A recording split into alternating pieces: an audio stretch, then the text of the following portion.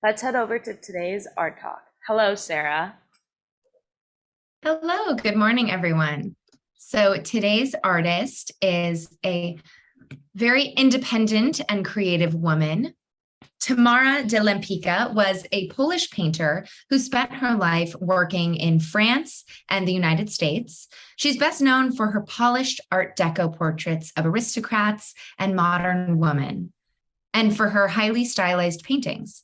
She was born in Warsaw, and she briefly moved to St. Petersburg, where she married a prominent Polish lawyer, and then they traveled to Paris together. She studied painting with Maurice Denis and André Lotte, and her style was a blend of late, refined cubism and the neoclassical style, particularly inspired by the work of Jean-Dominique Ingres. She was an active participant in the artistic and social life of Paris between the wars. And we've talked about other artists of this time as well. Paris and Montmartre was a lively social and artistic hub of the world. And in 1928, she became the mistress of Baron Raoul Kufner, a wealthy art collector from the former Austro-Hungarian Empire. And after the death of his wife in 1933, the Baron married Lempicka in 1934. And thereafter, she became known in the press as the Baroness with a brush.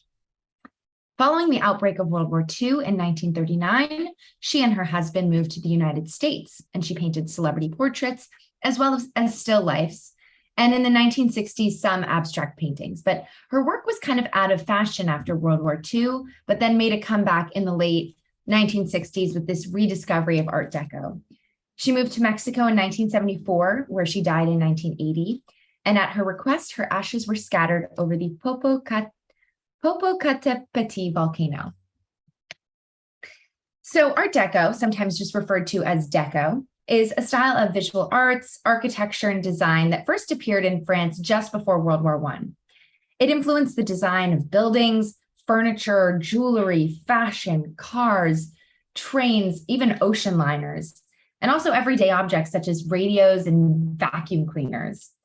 It took its name, short for Art Décoratif, from the Exposition Internationale des Arts Décoratifs et Industriels Modernes, held in Paris in 1925. So Art Deco combined modern styles with fine craftsmanship and rich materials. During its heyday, it represented luxury, glamour, exuberance, and faith in social and technological progress. So as you can see here, her studio exemplified those characteristics. From its outset, Art Deco was influenced by the bold geometric forms of cubism and the bright colors of fauvism. So in what's probably her most famous painting, Lempicka depicts herself sitting at the wheel of a green Bugatti sports car, wearing fashionable brown driving gloves, a close-fitting hat that kind of resembles a helmet, and the chrome details so perfectly exemplify Art Deco style details. The striking lighting provide the impression of speed, as if the painting captures a fleeting moment. So actually, in its issue of October 3rd, 1928, there was a widely read weekly magazine called Vue. And the cover picture featured a young lady at the wheel of a sports car. The picture caption specified that the model's sport outfit, her gloves, and her leather cap were all from Hermes. So Lempicka wears exactly the same accessories in her self-portrait, which was obviously inspired by that photo on the cover of the magazine. And both paintings in this slide, the other being a portrait she did that same year, offer a new image of a modern woman, of unabashed self-determination and unapologetic sexuality. The artist's expression is controlled and dispassionate as she gazes directly at the viewer, kind of appropriating the traditional male gaze and contradicting traditional depictions of women at the time who were meant to be viewed exclusively by male viewers as sex objects. And this painting was commissioned for the front cover of Die Dame, a German magazine devoted to promoting the concept of a modern woman. So here are some of the many portraits of her daughter, Kizette. The painting on the left features her dressed in kind of a whitish pink outfit from head to toe. And she seems childish because she lost a shoe, and so she tries to kind of hide her sock with her other foot. And especially in the early days of her painting career, Lempicka often used her daughter Kizette as her subject. Kizette on the balcony on the right won Lempicka her first major award, the first prize at the 1927 Exposition Internationale des Beaux-Arts in Bordeaux, France. So Lempicka was quite young when she gave birth to her daughter.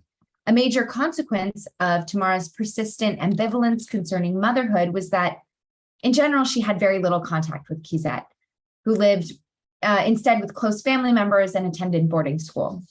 The girl typically saw her mother during the holidays, and according to Lempicka's biography, the artist would sometimes pretend her daughter was her sister so that she could lie about her age. When the mother and daughter did meet, Lempicka would often paint Kizet's portrait.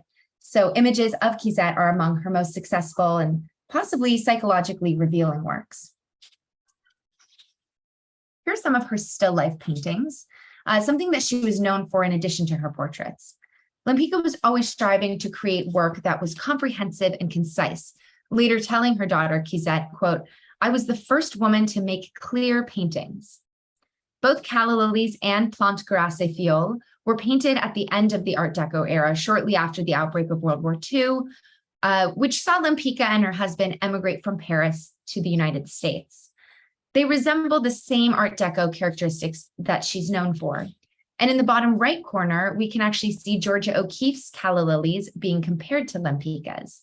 Both women were considered modern female painters and were pushing the boundaries, and Lempicka could have used O'Keeffe's painting as inspiration for her own lilies. So I'm calling this one the blue slide. And here we have Blue Woman with a guitar and a portrait of the Marquis d'Afflito. So Blue Woman with a guitar, or the musician, is one of Lempicka's genre paintings. And it draws on a distinctly traditional theme, which is allegorical representations of the arts. So in this case, music is depicted as a beautiful and elegant, dark-haired woman absorbed in music making.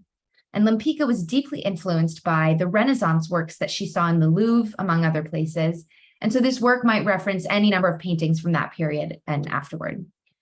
The artist was only 27 when she painted the Marquis d'Afflito in an unconventionally posed recumbent position, his kind of arresting physical presence filling the sleekly designed canvas. And the Marquis projects a suavely well-cultivated and stylish persona with the indulgence and even decadence that memorably evokes the glamorous lifestyle and times of a very particular class of the 1920s. This portrait of Lempicka's first husband shows a dark and moody figure of sophistication. Arriving in Paris with no worldly possessions and a new child, her painting depicts an apparently stern and handsome partner whom Lempicka separated from in 1928. The portrait of Tadeusz Lempicki is a particular metaphor of marriage for the heady artist and Polish aristocrat. She paid considerably more attention to this portrait than her portraits of other men. She much preferred painting women. What's interesting is that she left this piece unfinished with his left hand, which should have been wearing a wedding ring. The Sleeping Girl was completed in 1930 to 1932, which was at the height of Lempicka's fame as a painter. And at the same time, she was widely celebrated as a glamorous hostess and party goer. And the professional and social aspects of her life were inextricably intertwined. One was indispensable to the success of the other, and together enabled her to attain her own independent lifestyle, which was still a relatively rare achievement for a woman at that time. Women who were entering the arts following the First World War attracted a good deal of attention, and Lempicka proudly believed that she stood out among them. Few would disagree, and she later wrote, quote, "Among 100 paintings, you could recognize mine, and the galleries began to put me in the best rooms, always in the center, because my painting attracted people. It was neat, it was finished," which of course consists of these bold colors and strong lines. And here's a Google Doodle that celebrated Lempicka's 120th birthday on May 16th, 2018. And you can see it highlights the glamorous Art Deco style, as well as some of the paintings we've just looked at, like the green Bugatti and the calla lilies. And we'll finish with this quote of hers. "I live life in the margins of society, and the rules of normal society don't apply to those who live on the fringe." She was an independent woman who carved her own career path and left a lasting legacy. Thank you. Thank you so much, Sarah. Tamara is an amazing artist, and it's so interesting that her lilies are so similar to Georgia O'Keeffe's.